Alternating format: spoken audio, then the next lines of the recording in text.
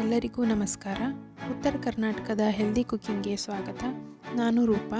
ಇವತ್ತಿನ ರೆಸಿಪಿ ಗಾರಿಗೆ.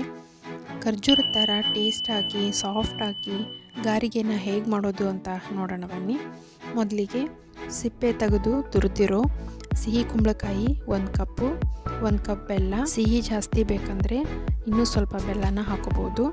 ಇದಕ್ಕೆ ನೀರು ಏನು ಹಾಕದೆ ಚೆನ್ನಾಗಿ ಬೆಲ್ಲ ಕರಗೋವರೆಗೂ ಈ ರೀತಿ ಮಿಕ್ಸ್ ಮಾಡಿ 2 ಮಿನಿಟ್ಸ್ ಕುದಿಸ್ಬೇಕು.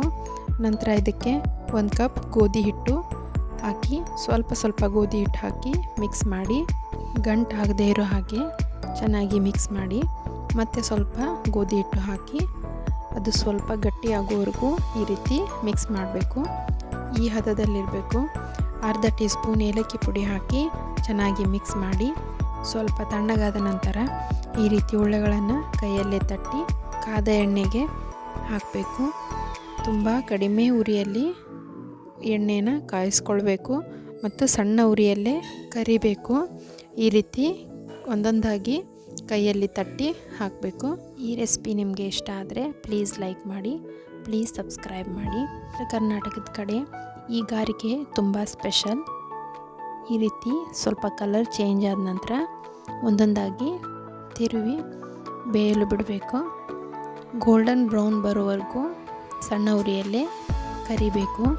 ಈ ಗಾರಿಗೆ ಹಿಟ್ಟು ತುಂಬ ಗಟ್ಟಿಯಾಗೂ ಇರಬಾರ್ದು, ತುಂಬ ಮಿದುವಾಗಿಯೂ ಇರಬಾರ್ದು.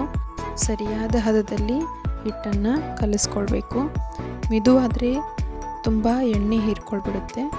ಹಾಗಾಗಿ ಸರಿಯಾದ ಪ್ರಮಾಣದಲ್ಲಿ ಗಾರಿಗೆ ಹಿಟ್ಟನ್ನು ರೆಡಿ ಮಾಡ್ಕೊಳ್ಬೇಕು. ಈ ರೀತಿ ಗೋಲ್ಡನ್ ಬ್ರೌನ್ ಬಂದ ನಂತರ ಜಾರಿ ಸೌಟಿನಿಂದ ಎಣ್ಣೆಯನ್ನು ಬಸಿದು ತೆಗಿಬೇಕು. ನಂತರ ಒಂದು ಪ್ಲೇಟ್ಗೆ ಸರ್ವ್ ಮಾಡಿ. ಈ ಗಾರಿಗೆಯನ್ನು ಇವತ್ತು ಮಾಡಿ ಮರುದಿನ ತಿನ್ನಬೇಕು. ಅಂದರೆ ತುಂಬ ರುಚಿಯಾಗಿರುತ್ತೆ. ಖರ್ಜೂರ ತಿಂದಷ್ಟು ರುಚಿಯಾಗಿ ಸಾಫ್ಟಾಗಿ ಇರುತ್ತೆ. ನೋಡಿ, ಗಾರಿಗೆ ರೆಡಿಯಾಗಿದೆ. ಈ ರೀತಿ ಒಮ್ಮೆ ಟ್ರೈ ಮಾಡಿ ನೋಡಿ.